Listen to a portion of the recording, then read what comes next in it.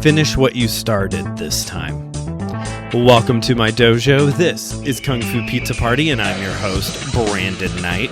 And today, I am here to re-review Big George Foreman, starring Khris Davis as the once and future World Heavyweight Champion.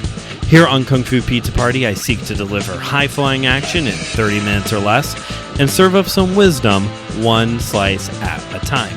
Back in February, I hosted the Blessed Takayama Memorial Battle Royale, a 30-film battle royale where the winner would be given the opportunity to be rewatched and re-reviewed. And this year's winner was Big George Foreman from 2023, a movie that I originally reviewed about a year ago now, probably a little over a year ago now, in honor of the passing of the former World Heavyweight Champion himself, George Foreman. And just like last time, listeners, I'm sure you don't remember last time's review, which is okay. It is okay if you don't, because genuinely, I don't really remember everything I said in the last review either. But just like last time, man, did I enjoy this movie. I really like this movie. I'll go ahead and cut to the chase because I really don't remember what I said the last time. Would I watch Big George Foreman again? Yeah, I would. And as opposed to other times when I've had to re-review movies for the show, and I'm like, I hope I don't have to do this again because I don't know what I would talk about, I would happily rewatch and re-review Big George Foreman and talk to you all about it again by myself. It would be fun to have someone else on the show to talk about it, don't get me wrong, but like, this is just a feel-good movie. And would I buy a physical media copy of this movie? I really should. I really should at this point, because I really like this movie. The good news is, listeners, if you still haven't watched Big George Foreman, second time now that I'm telling you this, because nothing has changed in a year, you can watch this on Hulu. If you've got Hulu or Disney Plus with Hulu, you can very easily get access to this movie, okay? Like, it's not that hard. You can go check this film out. But personally, yeah, I think after this second go around, even more than last time, because I don't remember what I said. I probably did say, yeah, I'd get it. But yeah, I really should get a copy of Big George Foreman. It is just a feel-good biopic that chronicles the career of George Foreman. Focuses a little bit more on his coming into the world of boxing, his conversion, and then spends a little bit of time on his comeback into boxing. But just for the most part, it is such a good movie. Now, when I do these re-reviews, even if it has been a while since the last time I've watched the movie and recorded an episode about it, I do try my best to just not rehash what I said the last time. So just as a disclaimer, if you are listening to this episode and you didn't hear the first time, I'm not going to spend too much time talking about Khris Davis, who plays George Foreman, director George Tillman Jr. I'm not going to talk too much about the portrayal of Muhammad Ali in this movie, because those are all things that I remember talking about in the last episode. So if you want more of my take on those elements, I encourage you to go back and to check out the first review of Big George Foreman.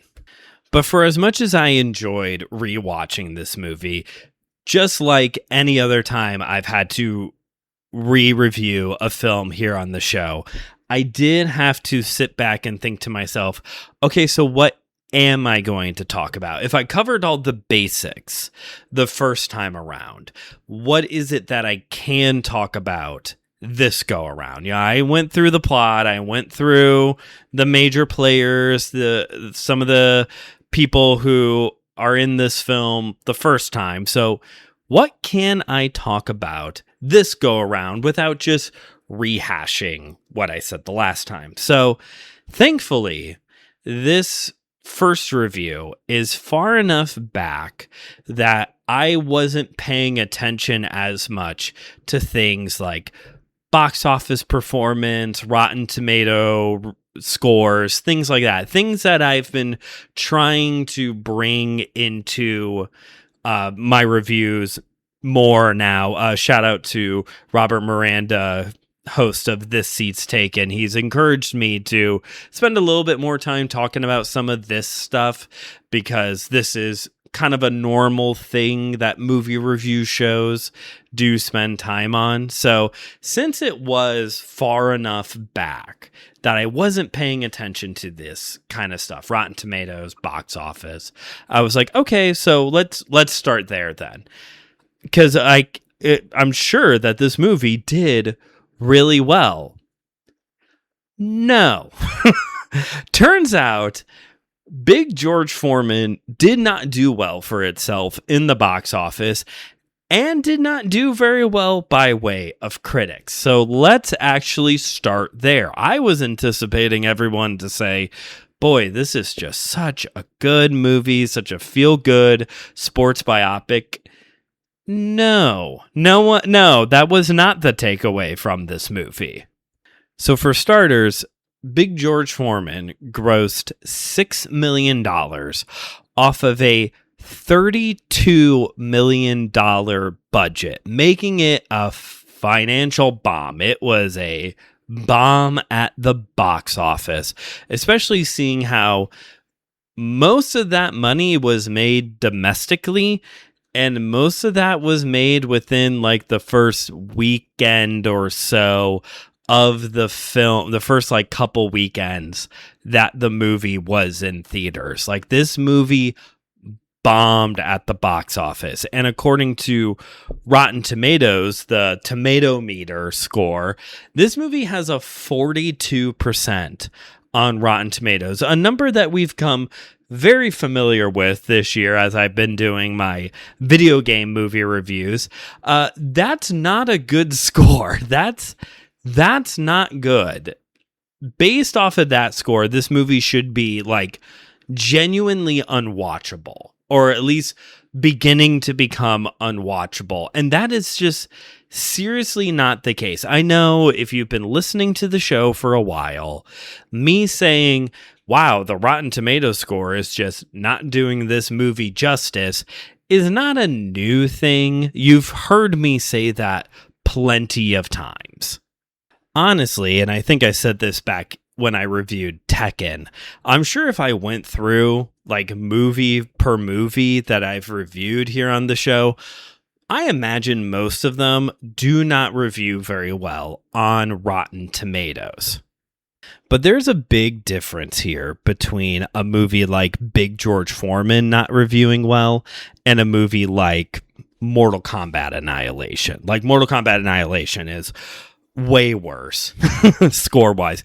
Even like Mortal Kombat from 2021 is closer. I think that one had like a 50-something%, and this movie did like 42. So they're like closer together. But there's a big difference between a movie like Mortal Kombat Annihilation and Big George Foreman, where a lot of the movies that I've reviewed here that don't do very well on Rotten Tomatoes, they fall more into the category of it's so bad it's good, or like you can find some of the enjoyableness of the film despite the quality of it. Big George Foreman is a very well made movie. It's very rewatchable, and I don't mean that in the sense that I don't mean that it's very rewatchable in the sense that I had to rewatch it, or in that like pretentious kind of way that some people say it, or even in like a, again, going back to Tekken, which I reviewed recently, absolute white noise. That movie is absolute white noise. It does not contribute it does not have very much to it, but the movie is very rewatchable in the foreshadowing element. This movie, George Tillman Jr. does an amazing job just like letting you know where this movie is headed from its earliest pieces. Like, I think one of the best pieces of foreshadowing is George Foreman's friend, who he meets at the job camp that he's a part of, who very early on, they're hinting at the fact that he's got an alcohol problem, kind of has an impulsive personality, and likes gambling, and like eventually George Foreman like makes this guy his money man, and eventually you find out that this guy like blows all of George Foreman's money. That's like one of the big turns later on in George Foreman's life, and why he has to go back to boxing, because he's like gonna be broke. And more importantly, not only is he going to be broke, but his like sports boxing center, his community boxing center, that's going to shut down if he doesn't start bringing in more money because of his friend. And they're like hinting at that all along the way. Or this quote that I opened the show with this go around. Like last time, I remember I focused a little bit more on like the transformation of George Foreman, because again, if you're like a late 90s early 2000s kid like me, like your view of George Foreman is this like happy-go-lucky grandpa selling his lean, mean, fat grilling machine. And then you go back to his early days before his conversion, and he is just an angry man who just feels disrespected by everyone around him, as opposed to this go around, where the thing that really stood out to me is how, you know, there's kind of this narrative woven throughout of George Foreman finishing his story and like finishing what he said he was going to do and staying faithful to his commitments after he has had major failure in his life.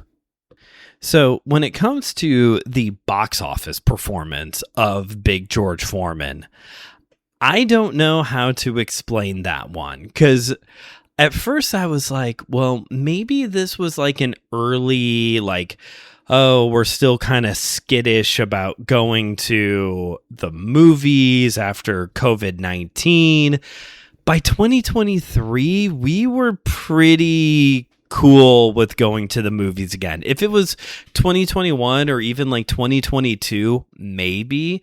But by 2023, I feel like movie theaters and the movie-going experience was back to its like full, like what people were cool with all of that again. If anything, from my personal experience, I would say that the movie was under promoted. Like I remember hearing that this movie was coming out, but that was about it. I remember hearing about it coming out and seeing a poster at my local AMC. But other than that, I don't really remember like trailers or buzz about it or anything for that matter. Compared to the other movies that came out during that time period, like it wasn't going up against anything really strong. It was Sisu and Are You There, God? It's Margaret, or whatever that Judy Blume book title is. So it wasn't necessarily going up against like the first early summer blockbuster or anything like that, because it did come out April of 2023, so kind of close to like the beginning of the summer blockbuster season. Like there wasn't necessarily like really strong competition. If anything, just my own observation is that it may have just not been like promoted as well as it could have been. But when it comes to the critics reviews, like I said, on Rotten Tomatoes, this movie, according to Tomato Meter, has like a 42%. IMDb, which oftentimes I feel like I kind of line up more with their takes on movies, it's got a 6.7 out of 10, so like almost a 70%. I feel like that gives the movie more justice than a 42. But when it comes to these very negative critic scores, this is once again an instance where I have to say, man, just some movies are not for critics. I did a post recently on Instagram, which you can follow the show at Kung Fu Pizza Party. The kind of chic trend that's been going on recently. I did that one, a slideshow of like ways that I'm kind of chic. And one thing I said was kind of chic to not be a film bro. Here's the thing. There are two big negative criticisms that are brought up about Big George Foreman. One of them is, I think, more merited, and then there's the main one that I think is absolutely ridiculous. So I'll start with the one that I think is a little bit more merited, and that is the third act is rushed. Fair point. So this movie is a little over 2 hours long. It's like 2 hours and 9 minutes. Okay. And so the first half of it chronicles George Foreman's rise, fall, and his conversion. Like, you get all of that within like the first hour plus of the movie, of his like getting it, who he is as a person, getting into boxing, his early success, losing the World Heavyweight Championship to Muhammad Ali, and then his conversion and declaration of wanting to become a pastor in the Christian faith. So then from there, you get his like life after boxing, getting remarried, becoming a minister, starting the previously mentioned boxing community center to give back to his community, give people an outlet from what life could be like. And then you have like right near that final third, he finds out that he's going to go bankrupt. He's trying to figure out how to make money. He goes back into boxing, eventually wins the World Heavyweight Championship back. Like, it's boom, boom, boom, boom, boom. And the movie needs like a half hour more. Like, it needs a little bit more for that part where he like goes back into boxing. Like, it's that part, his return aspect is a little rushed. So I will give him that. I will give the professional critics that. Like, yeah, the movie needs it needs to be like 2 hours and 40 minutes. Like, it needs another like 30 minutes or so to really like spend some time more with the return to boxing. But the more common complaint about this movie is the fact that by way of sports biopics, it doesn't do anything special. It is just, here's the event, and here's another event, and here's the event that leads after that. One thing after another, roll credits. It doesn't do anything special or different. It is just a typical sports biopic. And so for the remainder of this episode, I want to talk about that a little bit, because I don't think that criticism is fair. And you know what? I'm actually not in the minority on that, because yes, the tomato meter, the critics' review may be that this movie is like a 42%, like an absolutely failing movie. The viewer score, 96%. Cinema Score gave this movie an A- on a A+ to F scale, because everybody has to do things differently, right?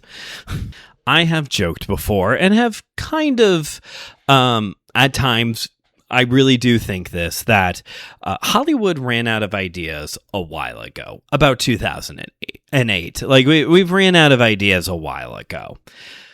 But there's a big difference between writing an original story versus retelling someone's actual life events. This movie is well made. I don't know exactly, like, I don't see how the criticism of it goes from one event to the next is relevant. That's how life works. What do you want? Some Christopher Nolan, Grant Morrison story that's like non-linear? Like, what are you looking for in a biopic? This isn't Pulp Fiction. This is somebody's life story. So no, the fact that this movie just tells you the story of George Foreman and tells it well isn't a reason to dislike the movie. I don't think, at least. And the average viewer of the movie doesn't really seem to agree with that either. Plus, you have to take into consideration that I'm biased. I will admit, you have to take that into this factor as well. Because again, being a like mid-90s, early 2000s kid, I grew up during that time period when Disney was obsessed with, based on a true story, sports films. Obviously, the big one being Remember the Titans. But you also had The Rookie, Miracle, The Greatest Game Ever Played, Glory Road, which is actually my personal favorite. They were even doing Disney Channel original movies. You had DComs like Full Court Miracle or Double Teamed and what's the one? Bring It to the Mat, which I could actually review on this show at some point because that one is a wrestling film. But like, you had all of these movies during this time period, during like my childhood, that are just like these sports stories telling these A leads to B, leads to C, and just telling these stories of, I think when you're a kid, an inspirational story about look what you could do. You know, like when you're a Midwestern kid, you watch a movie like Glory Road and suddenly you think, boy, I could become a professional basketball player. And then you watch Hoosiers and double down on it. But like there was no chance that I was going to become a professional athlete. Not at all. There was one thing I actually did consider going into. Maybe I can save that for another episode. But that I did legitimately consider I could have a shot at. But you know, all of these sports movies, you know, later on you had, what was the one with Mark Wahlberg and the Eagles? Invincible? Like, you had these stories of, like, these average people or just these people who were, you know, everyone had written off.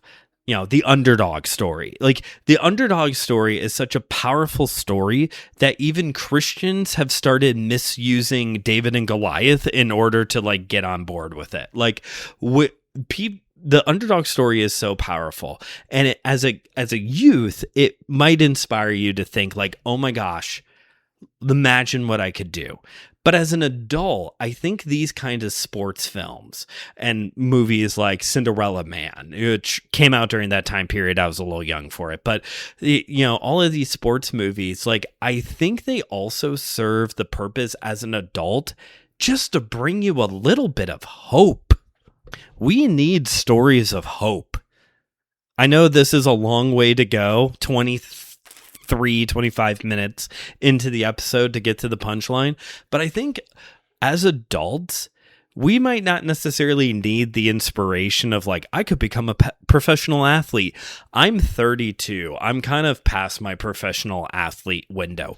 Even as a parkour person, even as my wild dream of becoming a professional wrestler, I'm like kind of near the edge of like not being able to do that anymore. But like, we're kind of past the whole, we could become a professional athlete thing. But these kind of stories, man, we need stories of hope. We need stories that like things could work out. You even take a story like, what's the one about Ernie Hudson, The Express? Like you take that one doesn't end well. That one ends with him dying of leukemia, if I remember correctly. But like, you need these stories of like, hey, it's gonna be okay. Things have worked out for other people in big ways that maybe what you're going through right now, you can get through that as well. And I don't see why that kind of a story should be labeled as bad because maybe it's not told in a new, original, catchy way. If you can't tell, I'm a sucker for these movies, y'all. Like, I really enjoy sports biopics. Like, it has shifted. like as a kid, I remember watching Glory Road and like going out and trying to shoot, then I would watch the NWA. Tell me you're a pro wrestler. That was a Freudian wrestling slip. Watching the NCAA March Madness tournament and trying to shoot threes like I'm playing for Kentucky. Like, yeah, as a kid, sports films served this like, man, imagine what I could potentially do. But as an adult, we need these kind of stories to inspire us to keep going. Because if Big George Foreman could come back at a very old age, sports-wise, to win the World Heavyweight Championship, like, you know what? I could probably get through my day tomorrow. Like if he could do something big like that, I can probably get through a long day of running my 4-year-old around. You know what I mean? Like, this movie is a feel-good film, and I think I don't get to talk about movies like that very often on this show. Like, I don't think very many people, I'm sure there are people, I don't think there are very many people who see kung fu movies or martial art movies as like comfort films, but I think that's like the entire purpose of sports biopics. Like, the entire purpose of those movies are to be comfort films, are to inspire us that, you know what? I can go another day. I can, what's that Captain America line? I can do this all day. Like, I can go one more round with what I'm going through in my life right now because I'm riding high on Big George Foreman, the once and future world heavyweight champion, who way past his prime was able to do something amazing. Though I can survive another day because the U.S. hockey team in the 1980s Olympics beat the Soviets. Like, if they can do something big like that, I can manage another day. So yeah, if you like sports biopics, if you just need a reminder that there is hope, that things could be better, if you just need a comfort watch, seriously, take some time. Turn on Big George Foreman. You won't regret it. Thanks for listening to today's episode. If you haven't yet already, please rate and review this show wherever you get your podcasts. Pass this episode along to a friend. And hey, again, if you missed that first review and you want to hear some more like stuff about Khris Davis, George Foreman Jr., go check out the previous episode on this. It was about a year ago now. Follow the show on Letterboxd at Kung Fu Pizza Party. And check out my YouTube channel, Studio 219, a place for faith and pop culture. And make sure you check out the other great shows here on the And Is Out Ministries podcast network, like Page and Pixel, like Systematic Geekology, like my sister show, My Seminary Life, where I'm going to be talking about AI here pretty soon. So if you want less of a feel-good episode, you should totally listen to me rant about AI for however long it's going to take me to do that. Yeah, that's it. Just in time, too. Sometimes I forget how to end the episode. I've been thinking about trying to come up with a different, outro saying. So if you have any suggestions, shoot the show a DM or comment on this, how I could end these episodes. But until then, this has been Kung Fu Pizza Party, where I've delivered high-flying action in 30 minutes or less and served up some wisdom one slice at a time.